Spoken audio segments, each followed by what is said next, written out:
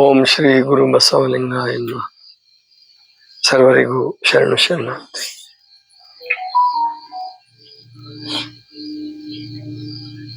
ಸಿದ್ಧಾಂತವನ್ನು ಕುರಿತು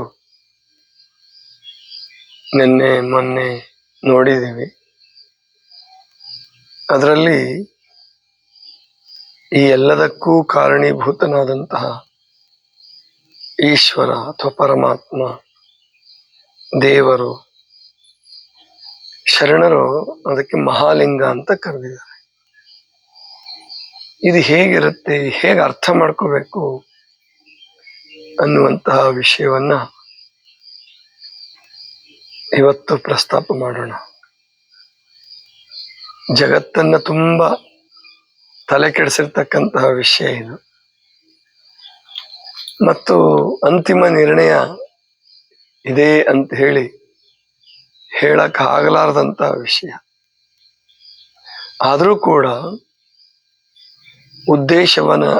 ಒಳ್ಳೆ ಉದ್ದೇಶ ಇಟ್ಕೊಂಡು, ನಂಬಿಕೆ ಅನ್ನುವಂಥದ್ದನ್ನ ಇಟ್ಕೊಂಡು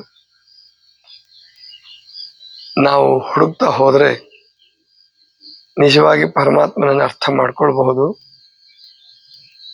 ಪರಮಾತ್ಮನನ್ನು ಅರ್ಥ ಮಾಡ್ಕೊಳ್ಳೋದ್ರಿಂದ ಲಾಭ ಏನಪ್ಪ?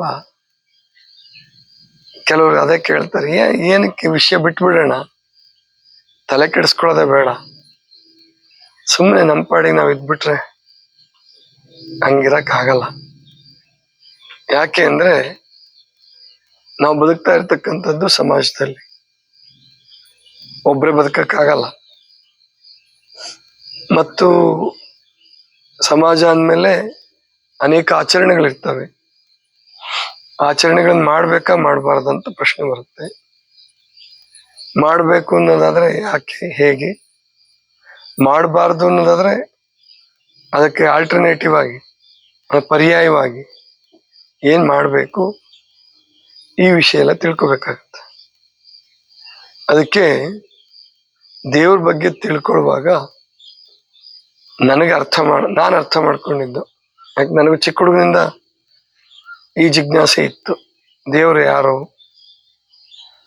ಯಾಕಂದ್ರೆ ನಾವು ತುಂಬಾ ಚಿಕ್ಕವರಿರುವಾಗ್ಲೇನೆ ನಾವು ಓದ್ತಾ ಇದ್ದಂತ ಶಾಲೆ ಪಕ್ಕದಲ್ಲಿ, ಅಂದ್ರೆ ಸ್ವಲ್ಪ ಒಂದು 250-300 ಮೀಟ್ರು ಅಥವಾ 400 ಮೀಟರ್ ಆಗ್ತಿತ್ತೇನೋ, ಒಂದು ಅರ್ಧ ಕಿಲೋಮೀಟ್ರು, ಅಲ್ಲಿ ಒಂದು ಶನೀಶ್ವರ ಗುಡಿ ಇತ್ತು.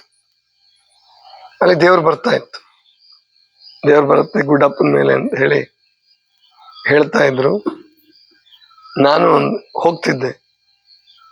ಒಂದ್ಸರಿ ಹಣ ಕಳ್ಕೊಂಡಿದ್ದೆ. ನಾನು ಪರ್ಸಲ್ಲಿ ಹಣ ಇಟ್ಕೊಂಡು ಬೀಳಿಸಿ ಒಂದು 60 ರೂಪಾಯಿ. ಸರಿ, ಅದನ್ನು ಕೇಳಕ್ ಹೋಗಿದ್ದೆ. ಒಟ್ಟು ಏನೇ ಆಗ್ಲಿ, ಶನಿವಾರ ಮತ್ತು ಬುಧವಾರ ಅದಕ್ಕೆ ಉಪವಾಸನ ಮಾಡಕ್ ಪ್ರಯತ್ನ ಮಾಡ್ತಿದ್ವಿ. ಅವಾಗ ಒಬ್ಬ ನಮ್ ಜೊತೆ ಇದ್ದಂದ, ನಮಗಿಂತ 1-2-3 ವರ್ಷ ದೊಡ್ಡವನು, ಬಹಳ ಭಕ್ತ ಅವನು. ಆದ್ರೆ ಅವನಿಗೇನು ಓದಕ್ ಬರ್ತಿರ್ಲಿಲ್ಲ ಸರಿಯಾಗಿ. ಅವನು ಅಲ್ಲಿ ಕಾಯಂ ಹೋಗ್ತಿದ್ದ, ಅವನ ಜೊತೆಗೆ ನಾವು ಹೋಗ್ತಿದ್ವಿ. ಆಮೇಲೆ ಅವನು ಒಂದ್ಸರಿ ದೇವ್ರು ಬರುತ್ತೆ ಅಂತ ನಾಟಕನ ಮಾಡ್ಬಿಟ್ಟ. ನನಗೂ ದೇವ್ರು ಬರುತ್ತೆ, ಶನೇಶ್ವರ ಬರುತ್ತೆ ಅಂತ. ಆವಾಗ ಒಬ್ರು ಚೆನ್ನಾಗಿ ಹೊಡೆದ್ಬಿಟ್ಟು, ನಿನ್ ದೇವ್ರಿಗೆ ಬರ್ಲಿ, ನನಗೇನಾರು ಮಾಡ್ಲಿ ಅಂತ ಹೇಳಿ ಅವನಿಗೆ ಬಹಳ ಹೊಡೆದಿದ್ರು ಲೀಡ್ರು. ಆವಾಗೆಲ್ಲ ನಮಗೆ ವಿಚಾರ ಬರೋದು, ಏನ್ ದೇವ್ರಂದ್ರೆ ಏನು? ಶನೇಶ್ವರ ಬರೋದು ನಿಜ ನಮ್ಮ ಮೈ ಮೇಲೆ, ಮತ್ತೆ ಅದು ಬರೋದಾದ್ರೆ ನನಗೆ ಯಾಕೆ, ನನ್ನ ದುಡ್ಡು ಯಾಕೆ, ಅದು ಕಳೆದಿದ್ದ ದುಡ್ಡನ್ನ ಯಾಕೆ ದೊರಕಿಸ್ಕೊಡ್ಲಿಲ್ಲ? ಇವೆಲ್ಲ ವಿಚಾರಗಳಿತ್ತು. ಆದ್ರೂ ಕೂಡ ಯಾರು ದೇವರು? ಕೈಲಾಸ ಇದೆಯಾ, ವೈಕುಂಠ ಇದೆಯಾ? ಅದೆಲ್ಲ ಹೇಳ್ತಿದ್ರು. ಕೈಲಾಸ ಇದೆ, ವೈಕುಂಠ ಇದೆ, ಹರಿಕಥೆಗಳಲ್ಲಿ ಕೀರ್ತನೆಗಳು ಕೇಳ್ತಾ ಇದ್ವಿ. ಬಹಳ ಜಿಜ್ಞಾಸೆ ಇತ್ತು ನಮ್ಗೆ. ಇನ್ನೊಂದು ಒಳ್ಳೇದೇನಾಯ್ತು ನನಗೆ ಅದರ ಪರ್ಸನಲ್ ಆಗಿ ಅಂದ್ರೆ, ನಮ್ಮ ತಾಯಿ ತಂದೆಗಳು ಒಂದು ರೂಢಿ ಇಟ್ಟಿದ್ರು.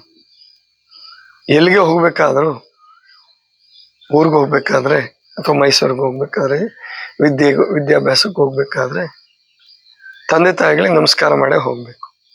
ಹಿರಿಯರಿದ್ರೆ ಮನೆಯಲ್ಲಿ, ಅವ್ರು ಯಾರೇ ಇರ್ಲಿ, ಬೇರೆಯವರಿದ್ರು ಕೂಡ ಹಿರಿಯರಿದ್ರೆ ನಮಸ್ಕಾರ ಮಾಡ್ಬೇಕು, ಅವ್ರ ಕಾಲಿಗೆ ನಮಸ್ಕಾರ ಮಾಡಿ ಹೋಗ್ಬೇಕು. ತಾಯಿ ತಂದೆಗಳಿಗಂತೂ ಖಾಯಂ ನಮಸ್ಕಾರ ಮಾಡ್ತಾ ಇದ್ವಿ.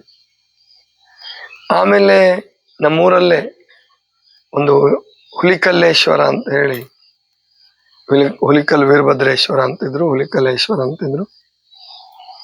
ಅಲ್ಲಿ ಕರ್ಕೊಂಡು ಹೋಗ್ತಿದ್ರು, ರಜಕ್ಕೆ ಬಂದಾಗ್ಲೆಲ್ಲ ಕರ್ಕೊಂಡು ಹೋಗ್ತಾ ಇದ್ರು. ಒಟ್ಟು ಒಂದು ದೇವ್ರ ಬಗ್ಗೆ ಒಂದು ಸದ್ಭಾವನೆ ಬೆಳೆಯಂಗೆ, ಹಿರಿಯರ ಬಗ್ಗೆ ಸದ್ಭಾವನೆ ಬೆಳೆಯಂಗೆ ಮಾಡಿದ್ರು. ನಿನ್ನೆ ನಮ್ಮ ಮೇಡಮ್ ಹೆಸರು ಹೇಳಿದ್ನ, ರಂಗನಾಯಕ ಮೊಹಮ್ಮದ್ ಅಂತ ಹೇಳಿ, 2ನೇ ಕ್ಲಾಸಲ್ಲಿ ಕಥೆಗಳನ್ನೇ ಹೇಳಿ ಹೇಳಿ ನಮ್ಮಲ್ಲಿ ಒಂದು ರೀತಿ ಭಯ ಮಿಶ್ರಿತ ಭಕ್ತಿಯನ್ನು ಕೂಡ ಅವರು ಉಂಟು ಮಾಡಿದ್ರು. ಇವೆಲ್ಲ ಇದ್ದಿದ್ರಿಂದ ಮತ್ತು ಪರೀಕ್ಷೆ ಟೈಮಲ್ಲಂತೂ ಸ್ವಲ್ಪ ಭಕ್ತಿ ಜಾಸ್ತಿನೇ ಬರ್ತಾ ಇತ್ತು. ಆವಾಗ ಎಲ್ರಿಗೂ ಅಲ್ಲಿ ಭಾಳ ಚೆನ್ನಾಗಿರ್ತಿತ್ತು. ಅದು ಹಬ್ಬದ ವಾತಾವರಣ ಆಗ್ಬಿಡೋದು. ಪರೀಕ್ಷೆ ಬಂತಂದ್ರೆ ಅದು ಬರೀ ಬೋರ್ಡ್ ಎಕ್ಸಾಮ್ ಅಂತಲ್ಲ, ಮಂಡಳಿ SSLC ಪರೀಕ್ಷೆ, 7ನೇ ಕ್ಲಾಸ್ ಪರೀಕ್ಷೆ ಅಂತಲ್ಲ, ಯಾವುದೇ ಇರಲಿ, ಸಣ್ಣ ಪರೀಕ್ಷೆ ಇರಲಿ ದೊಡ್ಡ ಪರೀಕ್ಷೆ ಇರಲಿ, ಟೆಸ್ಟ್ಗಳಿರಲಿಲ್ಲ ಆವಾಗ ದೇವ್ರ ಬಗ್ಗೆ ಬಹಳ ವಿಶೇಷವಾದ ಭಕ್ತಿ ಬರೋದು. ಶಾರದಾ ಪೂಜೆ ಮಾಡ್ತಾ ಇದ್ವಿ ಶುಕ್ರವಾರ. ಹಿಂಗೆಲ್ಲ ಆಗಿ ಆ ಭಕ್ತಿ ಉಳ್ಕೊಂಡು ಬಂತು. ಎಲ್ಲಿ ತನಕ ಅಂತಂದ್ರೆ ಲಿಂಗಾನಂದ ಸ್ವಾಮೀಜಿಗಳು ಬರೋ ತನಕ, ಅಂದ್ರೆ ಹಾಸನಕ್ಕೆ ಬರೋ ತನಕನು ಒಟ್ಟು ಎಲ್ಲೇ ಏನೇ ಕಾರ್ಯಕ್ರಮ ನಡೀಲಿ, ಅದು ಆ ಕಾರ್ಯಕ್ರಮ ಈ ಕಾರ್ಯಕ್ರಮ ಅಂತಲ್ಲ. ನಾನು ಕಾಲೇಜಿಗೆ ಹೋದ್ಮೇಲೆ ಅಥವಾ ಟೀಚರ್ ಆದ್ಮೇಲೆ ಒಂದು ಸೀತಾರಾಮಾಂಜನೇಯ ದೇವಸ್ಥಾನ ಇತ್ತು ಹಾಸನದಲ್ಲಿ. ಅಲ್ಲಿಗೆ ನೇರವಾಗಿ ಒಂದೇ ರಸ್ತೆ ನಮ್ಮ ಸ್ಕೂಲಿಂದ, ಅಲ್ಲಿಗೆ ಹೋಗ್ತಿದ್ದೆ. ಅಲ್ಲಿ ಭಾಷಣಗಳಿದ್ರೆ ಏನೇ ಕಾರ್ಯಕ್ರಮ ಇದ್ರೂ ಹೋಗ್ತಿದ್ದೆ. ಹಿಂಗೆಲ್ಲ ಆಗಿ ಭಕ್ತಿ ಸ್ವಲ್ಪ ಉಜ್ವಲ ಆಗ್ತಾ ಬಂತು. ಲಿಂಗಾನಂದಪ್ಪ ಅವ್ರ ಪ್ರವಚನ ಬಿಡ್ಲಾರ್ದೆ ಏನು ಕೇಳಿದೆ. ಅಲ್ಲಿ ಅವರು ಒಂದು ವಿಷಯವನ್ನು ಬಹಳ ಸ್ಪಷ್ಟವಾಗಿ ಹೇಳಿದ್ರು. ದೇವರು ಅಂದ್ರೆ ಬಸವಣ್ಣವ್ರ ವಚನಗಳನ್ನ ಉದಾಹರಣೆ ಕೊಡ್ತಾ ಎತ್ತೆತ್ತ ನೋಡಿದಡತ್ತ ನೀನೇ ದೇವ, ಅಮೂಲ್ಯನು ಅಪ್ರಮಾಣನು. ಆಮೇಲೆ ಇನ್ನೊಂದು ವಚನ ಬರುತ್ತೆ, ಅಮೃತಮತಿ ಸೋಮಶಂಭುವಿಗೆ ಹುಟ್ಟಿದಾತ ಇಂದ್ರ, ಸತ್ಯದೇವಿ ಜ್ಯೇಷ್ಠಾದೇವಿಗೆ ಹುಟ್ಟಿದಾತ ಬ್ರಹ್ಮ, ವಸುದೇವ ದೇವಕಿಗೆ ಹುಟ್ಟಿದಾತ ವಿಷ್ಣು, ನಾಭಿರಾಜ ಮರುತಾದೇವಿಗೆ ಹುಟ್ಟಿದಾತ ಅರುಹ ಅಗ್ನಿ. ಇವರೆಲ್ಲರೂ ಯೋನಿಜರೆಂಬುದ ತ್ರೈಜಗವಲ್ಲದು, ಕೂಡಲ ಸಂಗಮ ದೇವಂಗೆ ಮಾತಾಪಿತರುಳ್ಳಡೆ ಹೇಳಿರು. ಅಂದ್ರೆ ಪರಮಾತ್ಮನಿಗೆ ತಾಯಿ ತಂದೆ ಇರಲ್ಲ, ತಾಯಿ ತಂದೆ ಇದ್ದವ್ರು ದೇವರಲ್ಲ, ಸ್ಪಷ್ಟವಾಗಿ ಹೇಳಿದ್ರು. ಕನ್ಫರ್ಮ್ ಆಯ್ತು. ಇನ್ನೊಂದು ಅವ್ರು ಬಹಳ ಚೆನ್ನಾಗಿ ಹೇಳ್ಕೊಡ್ತಿದ್ದೇನು ಅಂದ್ರೆ, ಸಾಮಾನ್ಯರಿಗೂ ಅರ್ಥ ಆಗ್ಬೇಕಾದ್ರೆ ನೀವು ದೇವ್ರಿಗೆ ಏನಾರ ಹೆಸರು ಹೇಳ್ರಪ್ಪ, ನಿಮ್ಗೆ ಇಷ್ಟ ಇದ್ದಿದ್ದು ಹೆಸರು ಹೇಳಿ, ಪರವಾಗಿಲ್ಲ. ಆದ್ರೆ ದೇವತೆಗಳಿಗೆ ದೇವ್ರ ಅನ್ಬೇಡ್ರಿ. ಅದೇ ಸ್ಪಷ್ಟವಾಗಿ ಹೇಳೋದು ನಮ್ಗೆ ಅರ್ಥ ಆಯ್ತು ಅವಾಗ. ದೇವತೆಗಳು ಬೇರೆ, ದೇವರು ಬೇರೆ. ನೀವು ಅಷ್ಟೇ, ಯಾರು ಇಲ್ಲಿ ಕೂತಿದ್ದೀರಾ, ಯೂಟ್ಯೂಬ್ ಕೇಳಿಸ್ಕೊಳ್ತಾ ಇದ್ದೀರಾ, ಅವರೆಲ್ಲರೂ ಒಂದು ವಿಷಯವನ್ನ ಅರ್ಥ ಮಾಡ್ಕೋಬೇಕು. ದೇವರು ಬೇರೆ, ದೇವತೆಗಳು ಬೇರೆ. ಅದನ್ನ ಎಷ್ಟು ಸ್ಪಷ್ಟವಾಗಿ ಹೇಳಿದ್ರು ಅವರು ಅಂತಂದ್ರೆ, ದೇವತೆಗಳು ಅಂದ್ರೆ ನಾವು ಹುಟ್ಟಿಸಿದ್ದು, ದೇವರು ಅಂದ್ರೆ ನಮ್ಮನ್ನು ಹುಟ್ಟಿಸಿದ್ದು. ಜಗತ್ತನ್ನು ಹುಟ್ಟಿಸಿದಂತಹ, ಜಗತ್ತನ್ನು ನಿರ್ಮಿಸಿದಂತಹ, ನಮ್ಮೆಲ್ಲರ ಹುಟ್ಟಿಗೆ ಕಾರಣವಾದಂತಹ, ಪ್ರತಿಯೊಂದು ಕ್ರಿಯೆಗೆ ಕಾರಣೀಭೂತನಾಗಿ ಯಾರ ಕಣ್ಣಿಗೂ ಬೀಳಲಾರ್ದೆ ಅಥವಾ ಆಕಾರ ಇಲ್ಲದ, ಹುಟ್ಟು ಸಾವುಗಳಿಲ್ಲದಂತಹ ನಿರಾಕಾರ ಪರಮಾತ್ಮನಿಗೆ ದೇವ್ರು ಅನ್ಬೇಕು. ಆವಾಗ ನನಗೆ ತುಂಬಾ ಸ್ಪಷ್ಟ ಆಯ್ತು. ಅದಕ್ಕೆ ಉದಾಹರಣೆ ಕೊಡೋರು ಅವರು. ದೇವ್ರಿಗೆ ನೀವು ಕೃಷ್ಣ ಅನ್ರಿ, ಆದ್ರೆ ಕೃಷ್ಣ ದೇವರಲ್ಲ. ದೇವ್ರಿಗೆ ನೀವು ರಾಮ ಅನ್ರಿ, ಆದ್ರೆ ರಾಮ ದೇವರಲ್ಲ. ಹೇಳೋರನ್ನ ದೇವ್ರಿಗೆ ರಾಮ ಅನ್ರಿ, ರಾಮ ಅಂದ್ರೆ ಮಂಗಳ ಅಂತ.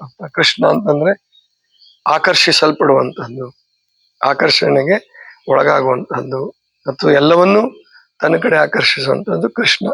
ಪರಮಾತ್ಮ ಹೌದು, ಕೃಷ್ಣ ಪರಮಾತ್ಮ ಅಂದ್ರೆ ತಪ್ಪಿಲ್ಲ, ಆದ್ರೆ ಕೃಷ್ಣನಿಗೆ ಪರಮಾತ್ಮ ಅನ್ಬೇಡ್ರಿ ಅಂತ ಹೇಳಿದ್ರು. ಆಗ ಹೇಳೋರು, ಗಾಂಧೀಜಿ ಉದಾಹರಣೆ ಕೊಡೋರು, ನೀವು ದೇವ್ರಿಗೆ ರಾಮ ಅನ್ರಿ, ಆದ್ರೆ ರಘುಪತಿ ರಾಘವ ರಾಜಾರಾಮ್ ಪತಿತ ಪಾವನ ಸೀತಾರಾಮ್ ಅವನ್ ದೇವ್ರ ಅಂತ ಹೇಳ್ತಿದ್ರು.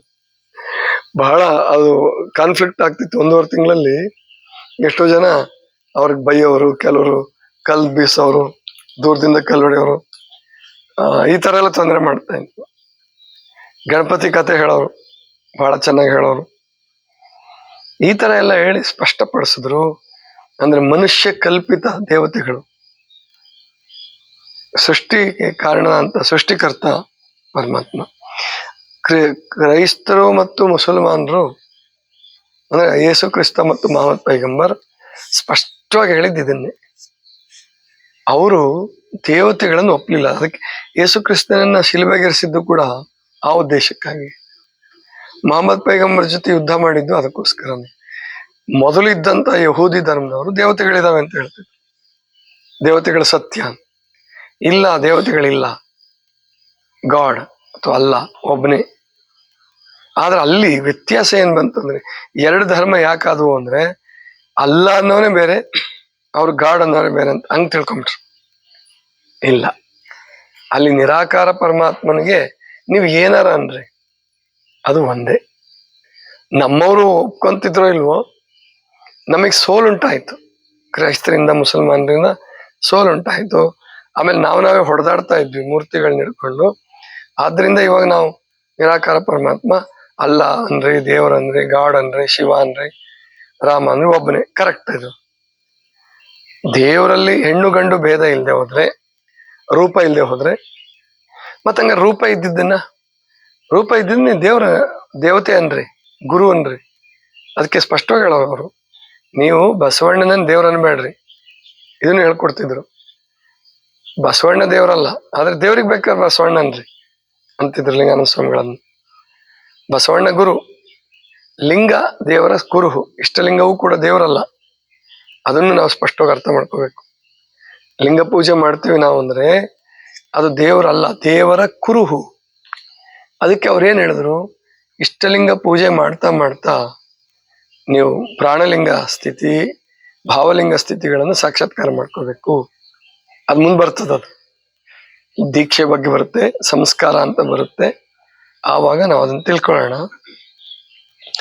ಈಗ ಸ್ಪಷ್ಟವಾಗಿ ನೀವು ತಿಳ್ಕೊಳ್ಬೇಕಾದ್ದೇನು ಅಂತಂದ್ರೆ, ದೇವರು ಬೇರೆ, ದೇವತೆ ಬೇರೆ.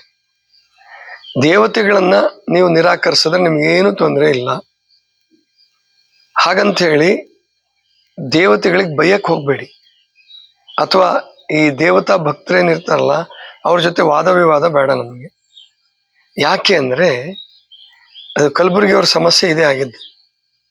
ಕಲಬುರ್ಗಿಯವರು ಬಹಳ ಸ್ಪಷ್ಟವಾಗಿ ಶರಣ ತತ್ವವನ್ನು ತಿಳ್ಕೊಂಡವರು ಹೇಳ್ತಿದ್ರು.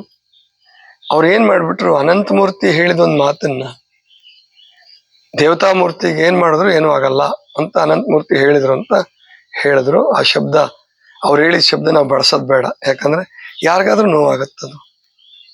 ಸಣ್ಣ ಹುಡುಗರು ಹೇಳೋ ಪದ ಅದು, ಸಣ್ಣ ಹುಡುಗರು ಉಪಯೋಗಿಸ್ತಕ್ಕಂಥ ಶಬ್ದ. ಅನಂತಮೂರ್ತಿನೇ ಹೇಳಿರ್ಲಿ, ಕಲಬುರ್ಗಿಯವರೇ ಹೇಳಿರ್ಲಿ.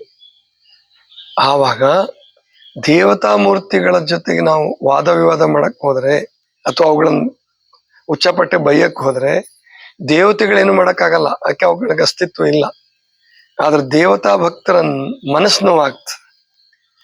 ಈಗ ರಾಮ ಭಕ್ತರಿಗೆ, ರಾಮನಿಗೆ ನಾವೇನಾರ ಮಾತಾಡಿದ್ರೆ ರಾಮ ಇಲ್ಲ, ರಾಮ ರಾಜ. ಈಗ ಅವರು ರಾಮನನ್ನೇ ದೇವರು ಅಂತ ಅನ್ಕೊಂಡಿದ್ದಾರೆ. ನಿರಾಕಾರ ಪರಮಾತ್ಮನ ಕಡೆ ಅವ್ರು ಹೋಗ್ತಾರೋ ಬಿಡ್ತಾರೋ ಅದು ನಮಗೆ ಬೇಡ. ಕೃಷ್ಣನನ್ನ ದೇವ್ರು ಅನ್ಕೊಂಡಿದ್ದಾರೆ ಅವರು. ನಾವು ರಾಮನಿಗೆ ಕೃಷ್ಣನ್ಗೆ ಹೇಗೇಗೋ ಮಾತಾಡಿದ್ರೆ ರಾಮಕೃಷ್ಣ ನಮಗೇನು ಮಾಡ್ಲಿಕ್ಕಿಲ್ಲ. ಆದ್ರೆ ಆ ಭಕ್ತರಿಗಾಗ ನೋವಿದೆಯಲ್ಲ, ಅದು ನಮಗ್ ಮುಟ್ಲಾರ್ದೆ ಹೋಗಲ್ಲ. ಅದಕ್ಕೆ ಯಾವತ್ತೂ ಕೂಡ ನಮ್ಮ ಭಾರತೀಯ ಸಂಸ್ಕೃತಿ ಪ್ರಕಾರ ದೇವತಾ ಮೂರ್ತಿಗಳಿಗೆ ಅದಕ್ಕೆ ಬಸವಣ್ಣವ್ರ ದೇವತಾ ಮೂರ್ತಿ ಭಂಜನೆ ಮಾಡ್ಲಿಲ್ಲ, ಮೂರ್ತಿ ಭಂಜಕರಾಗ್ಲಿಲ್ಲ ನಮ್ಮವ್ರು ಯಾರು ಕೂಡ. ಬುದ್ಧ ಆಗ್ಲಿ, ಮಹಾವೀರ ಆಗ್ಲಿ, ತಮ್ಮ ಅನುಯಾಯಿಗಳನ್ನು ಸೇರಿಸ್ಬಿಟ್ಟು ಗುಡಿಗಳನ್ನ ಹೊಡೆದಾಕ್ಬಿಡಿ, ಮೂರ್ತಿನೆಲ್ಲ ತೆಗೆದು ಒಗದ್ಬಿಡಿ, ನೋ ಅನ್ಲಿಲ್ಲ. ಅವರು ಅನ್ಲಿಲ್ಲ, ಮತ್ತು ಬಸವಣ್ಣವರು ಅನ್ಲಿಲ್ಲ. ನಿಮಗೆ ಗುಡಿಗೆ ಹೋಗಕ್ ಇಷ್ಟ ಇಲ್ಲ ಅಂದ್ರೆ ಬಿಟ್ಬಿಡಿ, ಅವ್ರ ಜೊತೆ ನೀವು ಭಕ್ತರ ಜೊತೆಗೆ ಅವ್ರಿಗೆ ನೋವು ಮಾಡಬೇಡಿ. ಯಾರಿಗೂ ಭಕ್ತರಿಗೆ ನೋವನ್ನ ಯಾರಿಗೂ ಮಾಡಬಾರ್ದು. ಆ ದೃಷ್ಟಿಯಿಂದ ನಾವು ಯಾವ ಮೂರ್ತಿಗಳಿಗೂ ಕೂಡ, ಯಾವ ಪೂಜಾ ಪದ್ಧತಿಗಳಿಗೂ, ಲಿಂಗಾನಂದ ಸ್ವಾಮಿಗಳು ಸ್ವಲ್ಪ ಖಾರವಾಗಿ ಮಾತಾಡ್ತಿದ್ರು, ಹೀಯಾಳಿಸ್ತಿದ್ರು, ಹಂಗಿಸ್ತಿದ್ರು. ಅದನ್ನ ನಾವು ಮಾಡಬಾರ್ದು. ಯಾಕೆ ಅಂದ್ರೆ ಇವತ್ತು ನಾವೆಲ್ಲರೂ ಸೌಹಾರ್ದಯುತವಾಗಿ ಹೋಗ್ಬೇಕಾಗಿದೆ. ದೇವತೆಗಳ ಮೂರ್ತಿನ ತಗೊಂಬಂದ್ಬಿಟ್ಟು ಆಮೇಲೆ ನಾವು ಬಸವಣ್ಣವ್ರ ಮೂರ್ತಿ ಮಾಡ್ಬಿಟ್ವಿ. ನಮ್ಮಲ್ಲಿ ಮೂರ್ತಿ ವಿರೋಧ ವಿರೋಧ ಇತ್ತು ನಮ್ಮಲ್ಲಿ. ಅಂದ್ರೆ ಮೂರ್ತಿ ಮಾಡಬಾರದು, ಇಷ್ಟಲಿಂಗ ಒಂದ್ ಬಿಟ್ರೆ ಬೇರೆ ಯಾವುದೋ ಮೂರ್ತಿಗಳನ್ನ ಮಾಡಬಾರ್ದಾಗಿತ್ತು. ಆದ್ರೆ ನಾವು ಮಾಡ್ತಾ ಇದೀವಿ. ಬಸವಣ್ಣವ್ರ ಮೂರ್ತಿ ಆಯ್ತು, ಅಕ್ಕ ಮಹಾದೇವಿ ಮೂರ್ತಿ ಆಯ್ತು, ಆಮೇಲಿಂದ ಅಲ್ಲಮ್ಮ ಪ್ರಭುಗಳ ಮೂರ್ತಿ ಯಾರು ಮಾಡ್ದಂಗೆ ಕಾಣ್ಲಿಲ್ಲ, ಮಾಡಿದ್ದಾರೆ. ಕೂಡಲ ಸಂಗಮದಲ್ಲಿ ಎಲ್ಲಾ ಶರಣರದ್ದು ಮೂರ್ತಿ ಮಾಡಿದ್ದಾರೆ. ಹಾಗೆ ಮಾಡಿದಾಗ ನಮಗೆ ದೇವತೆಗಳಿಗೆ ಬೈಯಕ್ಕೆ ಹಕ್ಕಿಲ್ಲ, ಬೈಬಾರ್ದು. ಮತ್ತು ಹಕ್ಕು ಇದೇ ಇಲ್ಲ ಅನ್ನೋ ಪ್ರಶ್ನೆ ಅಲ್ಲ. ಯಾವ ದೇವತೆಗಳಿಗೂ ಯಾವ ಮಹಾತ್ಮರಿಗೂ ಕೂಡ ನಾವು ನಿಂದಿಸಬಾರ್ದು. ಪರನಿಂದೆ ಎನ್ನುವಂಥದ್ದೇ ಇಲ್ಲಿ ಬೇಡ ಅಂದಾಗ, ನಿಂದಿಸೋದು ಕೆಟ್ಟದ್ದು ಅಂದಾಗ ಭಕ್ತರನ್ನು ನಿಂದಿಸಬಾರ್ದು, ಅವರ ಪೂಜಾ ಪದ್ಧತಿಗಳನ್ನು ನಿಂದಿಸಬಾರ್ದು. ನಮಗಿಷ್ಟ ಇತ್ತಾ ಹೋಗೋಣ, ಅವ್ರ ಜೊತೆಗೆ ಇರೋಣ. ಯಾಕೆ ಆತ್ಮೀಯ ಸ್ನೇಹಿತರು ಇರ್ಬೋದು, ಆವಾಗ ಸ್ನೇಹಿತರಿಗೋಸ್ಕರ ನಾವು ಹೋಗೋಣ. ಆದರೆ ದೇವರು ಮಾತ್ರ ಒಬ್ಬನೇ, ನಿರಾಕಾರ. ಅವನ ದೇವರು ಅದೇ, ನಮ್ಮ ದೇವರು ಅದೇನೆ. ಅವನ ಮೂರ್ತಿ ರೂಪದಲ್ಲಿ ಪೂಜೆ ಮಾಡ್ತಿರ್ಬೋದು, ನಾವು ಲಿಂಗ ರೂಪದಲ್ಲಿ ಪೂಜೆ ಮಾಡ್ತಿರ್ಬೋದು. ನಮ್ದು ವಿಶ್ವದಾಕಾರ ಇರ್ಬೋದು, ಅಂದಾಕ್ಷಣಕ್ಕೇನೆ ನಮ್ದು ಕೂಡ ಕುರುಹೆ. ಅದಕ್ಕೆ ಶರಣರಿಗೆ ಗೊತ್ತಿತ್ತು, ಅರುಹ ಪೂಜಿಸಲೆಂದು ಕುರುಹ ಕೊಟ್ಟಡೆ, ಅರುಹನೇ ಮರೆತು ಕುರುಹ ಪೂಜಿಸುವ ಹೆಡ್ಡರ ನೋಡ ಅಂತ ಹೇಳಿ ಬೈತಾರೆ ಶರಣರು. ಅಂದ್ರೆ ಬರೀ ಇಷ್ಟಲಿಂಗಕ್ಕೆ ಅಂಟ್ಕೊಂಡು ನೀವು ಪ್ರಾಣಲಿಂಗ ಭಾವಲಿಂಗವನ್ನು ಅರಿಲಾರ್ದೇನೆ ಅದ್ರ ಪೂಜೆಯಲ್ಲೇ ಕೊನೆ ತನಕ ಇದ್ರೆ ನೀನು ಹೆಡ್ಡ ಅಂತ ಬೈತಾರೆ. ಆದ್ರಿಂದ ಈಗಿನ ಕಾಲದಲ್ಲಿ ಯಾರಿಗೂ ಕೂಡ ನಾವು ನೋವು ಮಾಡಬಾರ್ದು. ಅಂದ್ರೆ ಬಸವಣ್ಣವ್ರು ಒಂದು ವಚನದಾಗ ಹೇಳ್ತಾರೆ, ಭಕ್ತರ ನೋವು ಅದು ಲಿಂಗದ ನೋವು ಅಂತಾರೆ. ಹಾಗೇನೆ ಆ ಭಕ್ತರ ನೋವು ಅದು ಕೂಡ ಪರಮಾತ್ಮನ ನೋವನೇ. ಕೃಷ್ಣನ ಭಕ್ತರಿಗೆ ಇರಲಿ, ರಾಮನ ಭಕ್ತರಿಗೆ ಇರಲಿ, ಗಣಪತಿ ಭಕ್ತನೇ ಇರಲಿ, ದೇವಿ ಭಕ್ತರೇ ಇರಲಿ, ಅವ್ರು ಭಕ್ತಿಪೂರ್ವಕವಾಗಿ ಪೂಜೆ ಮಾಡ್ತಿರುವಾಗ, ಅವ್ರ ಹೃದಯದಲ್ಲಿ ಆನಂದ ತುಂಬಿ ತುಳ್ಕಾಡುವಾಗ ಅವ್ರಿಗೆ ನಾವೇನಾದ್ರೂ ನೋವು ಮಾಡಿದ್ರೆ ಅದು ಪರಮಾತ್ಮನನ್ನೇ ಮುಟ್ಟುತ್ತೆ, ಮೂರ್ತಿಗಳನ್ನಲ್ಲ, ಪರಮಾತ್ಮನನ್ನೇ ಮುಟ್ಟುತ್ತೆ. ಯಾಕೆ ಅವ್ರ ಹೃದಯದಲ್ಲೂ ಪರಮಾತ್ಮ ಇದ್ದಾನಲ್ಲ. ಆದ್ರಿಂದ ನಮ್ಮ ತತ್ವವನ್ನು ಪ್ರತಿಪಾದನೆ ಮಾಡೋಕ್ಕೋಸ್ಕರ ಇನ್ನೊಬ್ಬರನ್ನ ನಾವು ಅನ್ನೋದು ಬೇಡ. ಅವರ ಅವರ ಮತಾಚರಣೆಗಳನ್ನ ಪ್ರಶ್ನಿಸೋದು ಬೇಡ. ನೀವಿದ್ದಾಗ ಚರ್ಚೆ ಮಾಡ್ಕೊಳ್ಳಿ. ಇಬ್ರು ಸ್ನೇಹಿತರಿದ್ರೆ ಅವನ್ ಪ್ರಶ್ನೆ ಮಾಡಿದಾಗ ನೀವು ಸೌಹಾರ್ದಯುತವಾಗಿ ಮಾತಾಡಿ, ತೊಂದರೆ ಇಲ್ಲ. ಅವನು ಅವಾಗ ನಿಮ್ಮ ಆಚರಣೆಗೆ ಬರ್ಬೋದು, ಅಥವಾ ನೀವು ಅವನ ಆಚರಣೆಗೆ ಹೋಗ್ಬೋದು, ಆ ಮಾತು ಬೇರೆ. ಅದೊಂದು ಬಹಳ ದೊಡ್ಡ ಅಪರಾಧನೂ ಅಲ್ಲ. ಆದ್ರಿಂದ ಏನು, ಆಚರಣೆಗಳ ವಿಷಯದಲ್ಲಿ ಸ್ನೇಹಕ್ಕೋಸ್ಕರವಾಗಿ ನೀವಿಬ್ರು ಆಚರಣೆ ಒಬ್ರಿಗೊಬ್ರು ಒಂದೇ ತರ ಮಾಡಿದ್ರೆ ಅದೇನು ದೊಡ್ಡ ಅಪರಾಧ ಅಲ್ಲ. ದೇವರು ಅದರಿಂದ ಮುನಿಸಿಕೊಳ್ಳೋದಿಲ್ಲ. ಅದನ್ನು ಸ್ಪಷ್ಟವಾಗಿ ತಿಳ್ಕೊಳ್ಳಿ. ಲಕ್ಷ್ಮೀ ನಿಜಾಮುದ್ದೀನ್ ಅಂತಿದ್ರು, ಇರ್ಬೋದು ಈಗಲೂ, ನನಗೆ ಗೊತ್ತಿಲ್ಲ. ನಾನು 2000 ಇಸ್ವಿ ಇರ್ಬೋದು, 2001 ಅಥವಾ 2000 ಇಸ್ವಿಲಿ ಅಥವಾ 2002ರಲ್ಲಿ ಅವ್ರಿಗೆ ಭೇಟಿಯಾಗಿದ್ದೆ. ಅಂದ್ರೆ ವೈಯಕ್ತಿಕವಾಗಿ ಭೇಟಿ ಆಗ್ಲಿಲ್ಲ, ಸಭೆನಲ್ಲಿ ಗದಗಿಗೆ ಅವ್ರನ್ನ ಕರೆಸಿದ್ರು. ಲಕ್ಷ್ಮೀಯನ್ನವರು ಬ್ರಾಹ್ಮಣರು, ನಿಜಾಮುದ್ದೀನ್ AR ನಿಜಾಮುದ್ದೀನ್ ಅಂತ ಹೇಳಿ ಅವರು ಪೊಲೀಸ್ ಆಫೀಸರ್ ಆಗಿದ್ರು, IGP ಆಗಿದ್ರು, ಇನ್ಸ್ಪೆಕ್ಟರ್ ಜನರಲ್ ಆಫ್ ಪೊಲೀಸ್ ಆಗಿದ್ರು. ಬಹಳ ದೊಡ್ಡ ಹುದ್ದೆ ಅದು ಕರ್ನಾಟಕದಲ್ಲಿ. ಅವರು ಇಬ್ರು ವಿವಾಹ ಮಾಡ್ಕೊಂಡಿದ್ರು. ಲಕ್ಷ್ಮಿಯವ್ರಿಗೆ 2 ಕಾಲು ಇರ್ಲಿಲ್ಲ. 2 ಕಾಲು ಅಂದ್ರೆ ಹೆಂಗ್ ಗೊತ್ತಾ, ಈಗ ಏನೋ ಈ ಬಡಿಗೆ ಸಹಾಯದಿಂದ ನಡೀತಾರಲ್ಲ, ಹಂಗಲ್ಲ. ಅವ್ರು ತೆಳ್ಕೊಂಡೇ ಹೋಗ್ಬೇಕಾಗಿತ್ತು. ಕಾರಲ್ಲಿ ಕಾರ್ಗೆ ಹತ್ತಾಗ್ಬೇಕಾದ್ರೆ ನಿಜಾಮುದ್ದೀನ್ ಅವ್ರನ್ನ ಎತ್ತಿ ಕಾಲ್ ಕೂರಿಸ್ಬೇಕು. ಅಷ್ಟ್ರ ಮಟ್ಟಿಗೆ 2 ಕಾಲು ಹುಟ್ಟಿನಿಂದಾನೇ ಇರ್ಲಿಲ್ಲ ಅವರಿಗೆ. ಅಷ್ಟು ಅಂಗವಿಕಲರನ್ನ ನಿಜಾಮುದ್ದೀನ್ ಅವ್ರು ಮದುವೆ ಮಾಡ್ಕೊಂಡಿದ್ರು. ಇವರು ಇಷ್ಟಪಟ್ಟು ಮದುವೆ ಮಾಡ್ಕೊಂಡಿದ್ರು ಇಬ್ರು. ದೊಡ್ಡ ಅವರು NAB ಅಧ್ಯಕ್ಷರಾಗಿದ್ರು, National Association for the Blind ಅಧ್ಯಕ್ಷರಾಗಿದ್ರು. ಅವ್ರು ಹೇಳ್ತಾ ಇದ್ರು, ನಾವಿಬ್ರು ಮದುವೆ ಮಾಡ್ಕೊಂಡಿದೀವಿ, ನಾನೇನ್ ಮುಸಲ್ಮಾನಳಾಗಿಲ್ಲ, ಅವ್ರನ್ನ ಬ್ರಾಹ್ಮಣ ಧರ್ಮಕ್ಕೆ ಬನ್ನಿ, ನಮ್ಮ ಪ್ರಕಾರನೇ ಇರಿ ನಾನು ಏನು ಒತ್ತಾಯ ಮಾಡಿಲ್ಲ. ನಮ್ಮಿಬ್ರಿಗೆ ಪ್ರೇಮ ಇದೆ, ಎಷ್ಟೋ ವರ್ಷಗಳಿಂದ ನಾವು ಬದುಕ್ತಾ ಇದ್ದೀವಿ, ಚೆನ್ನಾಗೇ ಬದುಕ್ತಾ ಇದ್ದೀವಿ. ಅವ್ರು ನಮಾಜ್ ಮಾಡ್ಬೇಕು ಅಂದ್ರೆ ನಾನು ರೆಡಿ ಮಾಡ್ಕೊಡ್ತೀನಿ. ನನ್ನ ಕೃಷ್ಣನ ಪೂಜೆಗೆ, ನನ್ನ ಸಂಕಷ್ಟಿ ಪೂಜೆಗೆ ಅವ್ರು ತಯಾರು ಮಾಡಿಕೊಡ್ತಾರೆ. ನಮ್ದು ಪೂಜೆ ಅನ್ನೋದು ನಮಗೆ ಅಡ್ಡಿಪಡಿಸಿಲ್ಲ, ನಮ್ಮ ಸಂಸಾರದಲ್ಲಿ ಜಗಳ ತಂದಿಲ್ಲ ಅಂತ ಹೇಳ್ತಾ ಇದ್ರು. ಇವತ್ತಿನ ಕಾಲಕ್ಕೆ ಅಥವಾ ಯಾವತ್ತಿನ ಕಾಲಕ್ಕೂ ಕೂಡ ಈ ಹೊಂದಾಣಿಕೆ, ಪ್ರೀತಿ, ಭಕ್ತಿ ಇದ್ರೆ ಅದು ಜಗತ್ತಿನಲ್ಲಿ ಸೌಹಾರ್ದತೆ ಉಂಟಾಗತ್ತೆ. ನಂದೇ ಸರಿ, ನಿಮ್ದೆಲ್ಲ ತಪ್ಪು. ಈಗ ಯಾಕೆ ಭಯೋತ್ಪಾದಕರುಗಳು, ಅವರು ನಿಜವಾಗಿ ಮಾನವೀಯತೆನೂ ಅಲ್ಲ ಅವ್ರದ್ದು, ಅಲ್ಲನ್ ಭಕ್ತರಾಗಕ್ಕೆ ಸಾಧ್ಯವೂ ಇಲ್ಲ. ಆದರೆ ಅವರು ಯಾಕೆ ಹಂಗೆ ಮಾಡ್ತಿದ್ದಾರೆ, ಸಣ್ಣದ್ರಿಂದ ಅವರು ಒಂದು ಮನೋಭಾವನೆ ಏನು ಬೆಳೆಸ್ಬಿಡ್ತಾರೆ ಅಂದ್ರೆ, ನೀನ್ ಮುಸಲ್ಮಾನ ಮಾತ್ರ ನೀನ್ ಭಕ್ತ, ಉಳಿದವ್ರೆಲ್ಲ ಕಾಫಿರರು ಅಂತ ಬೆಳೆಸ್ಬಿಡ್ತಾರೆ. ಅದಕ್ಕೆ ಅವ್ರ ಜೀವ ತೆಗಿಯಕ್ಕೂ ಹಿಂಜರಿಯಲ್ಲ, ಜೀವ ಕೊಡಕ್ಕೂ ಹಿಂಜರಿಯಲ್ಲ. ಅವ್ರ ಜೀವನ ಬಿಡ್ತಾರೆ, ಅವ್ರ ಜೀವನ ತೆಗಿತಾರೆ. ಇದನ್ನ ನಮ್ಮವರು ನಮಗೆ ಕಲಿಸಿಲ್ಲ, ಕಲಿಸ್ಬಾರ್ದು, ಯಾರಿಗೂ ಕಲಿಸ್ಬಾರ್ದು. ನಾವೆಲ್ಲರೂ ಭಾರತೀಯರು, ನಾವೆಲ್ಲರೂ ಮಾನವರು, ಭೂಮಿ ತಾಯಿಯ ಮಕ್ಕಳು. ಈ ಒಂದು ವಿಶಾಲ ಭಾವನೆ ಇದ್ಕೊಂಡು ನಿಮ್ಮ ಆಚರಣೆ ಮಾಡ್ಕೊಳ್ಳಿ, ತಪ್ಪಿಲ್ಲ. ಧ್ಯಾನ ಮಾಡಿ, ಪೂಜೆ ಮಾಡಿ, ಏನ್ ಮಾಡ್ತೀರೋ ಮಾಡಿ, ಅಥವಾ ನಿಮ್ಮ ಧರ್ಮವನ್ನು ಸರಿಯಾಗಿ ಅರ್ಥ ಮಾಡ್ಕೊಳ್ಳಿ.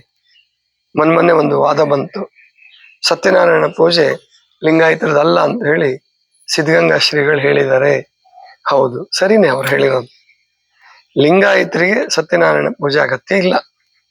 ಲಿಂಗಾಯತ ಧರ್ಮವನ್ನು ಅರ್ಥ ಮಾಡ್ಕೊಂಡವ್ರಿಗೆ. ಅದರ ಅರ್ಥ ಲಿಂಗಾಯತರು ಯಾರು ಸತ್ಯನಾರಾಯಣ ಪೂಜೆ ಮಾಡಲ್ಲ ಅಂತಲ್ಲ, ಹೋಮ ಹವನ ಮಾಡಲ್ಲ ಅಂತಲ್ಲ. ಅವರು ಧರ್ಮ ಅರ್ಥ ಆಗ್ಲಾರ್ದವ್ರು ಅಥವಾ ಅದ್ರ ಮೇಲೆ ಭಕ್ತಿ ಇದ್ದವರು ಸಣ್ಣದ್ರಿಂದ ಮಾಡ್ಕೊಂಡು ಲಿಂಗಾಯತರು ಮಾಡ್ತಿರ್ಬೋದು, ಗಣಪತಿ ಪೂಜೆನೂ ಮಾಡ್ತಿರ್ಬೋದು, ದೇವತಾ ಪೂಜೆನೂ ಮಾಡ್ತಿರ್ಬೋದು. ಆದ್ರೆ ಲಿಂಗಾಯತ ಧರ್ಮದ ಪ್ರಕಾರ ಅವು ನಮ್ಮ ಪೂಜೆಗಳಲ್ಲ. ನಮ್ಮ ಪೂಜೆಗಳಂದ್ರೆನಪ್ಪ ಇಷ್ಟಲಿಂಗ ಪೂಜೆ, ಗುರು ಲಿಂಗ ಜಂಗಮದ ಆರಾಧನೆ ನಮ್ಮಲ್ಲಿರ್ತಕ್ಕಂಥದ್ದು. ಅದನ್ನ ಅರ್ಥ ಮಾಡ್ಕೋಬೇಕಾದ ಪೂಜ್ಯರು ಹೇಳಿರೋದು, ಸಿದ್ಧಗಂಗಾ ಶ್ರೀಗಳು ಹೇಳಿ ತಪ್ಪಲ್ಲ. ಅವರೇನು ಫೆನಟಿ ಮತ ಅಂಧತೆಯಿಂದ ಹೇಳಿಲ್ಲ, ಆ ಮಾತನ್ನ ಸರಿಯಾಗಿ ಹೇಳಿದ್ದಾರೆ. ಆದ್ರೆ ಅದಕ್ಕೋಸ್ಕರ ಅವ್ರನ್ನೇನು ನೀವು ಬ್ರಾಹ್ಮಣರಾದಂಥವ್ರು ಬೇರೆಯವರು ವಿರೋಧಿಸ್ಬೇಕಾದ್ದು, ಜಗಳ ಮಾಡ್ಬೇಕಾದ್ದು ಏನೂ ಇಲ್ಲ. ಹಿಂದಿನ ಶ್ರೀಗಳು ಹೇಳಿಲ್ಲ, ಹಿಂದಿನ ಶ್ರೀಗಳು ಹೇಳ್ತಿರ್ಲಿಲ್ಲ. ಅವರ ಉದ್ದೇಶ, ಅವರ ತಿಳುವಳಿಕೆ, ಅವರ ಮತ್ತು ಆಲೋಚನೆ ಅವ್ರದ್ದು ಬೇರೆ. ಅವರು ಸಮಾಜ ಸಂಘಟನೆ ಮಾಡ್ತಾ ಇದ್ರು, ಎಲ್ಲಾ ಮಕ್ಕಳಿಗೂ ಆಶ್ರಯ ಕೊಟ್ಟಿದ್ರು ಮಠದಲ್ಲಿ. ಮತ್ತು ಅವರು ಅವತ್ತಿನ ಕಾಲಕ್ಕೆ ಲಿಂಗಾಯತ ಧರ್ಮ ಪ್ರತ್ಯೇಕ ಅಥವಾ ಬಸವಣ್ಣದ ಲಿಂಗಾಯತ ಧರ್ಮ ಗುರು ಅವೇನು ಗೊತ್ತಿರ್ಲಿಲ್ಲ. ಆ ಗುರುಗಳ ಚಿಕ್ಕವರಿದ್ದಾಗ ಅವರು ಬಹಳ ದೊಡ್ಡ ಸಾಧಕರು. ಶಿವಕುಮಾರ ಸ್ವಾಮಿಗಳು 3 ಗಂಟೆಗೆ ಎದ್ದು ಲಿಂಗ ಪೂಜೆ ಮಾಡ್ಕೊಳ್ತಾ ಇದ್ರು. ಆದ್ರೆ ಅವರು ಪ್ರತ್ಯೇಕವಾಗಿ ಅಂದ್ರೆ ಧರ್ಮದ ಎಜುಕೇಟ್ ಮಾಡಕ್ಕೆ ಅವ್ರೇನು ನಿಂತಿರ್ಲಿಲ್ಲ.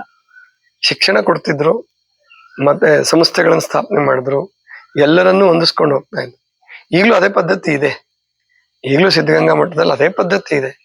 ಆದ್ರೆ ಈ ಶ್ರೀಗಳು, ಈಗಿನ ನಮ್ಮ ಪೂಜ್ಯ ಸಿದ್ಧಲಿಂಗ ಶ್ರೀಗಳು ಲಿಂಗಾಯತ ಧರ್ಮವನ್ನು ಅರ್ಥ ಮಾಡ್ಕೊಂಡಿದ್ದಾರೆ, ಓದಿದ್ದಾರೆ, ಶಿಬಿರಗಳನ್ನು ಮಾಡ್ತಾರೆ.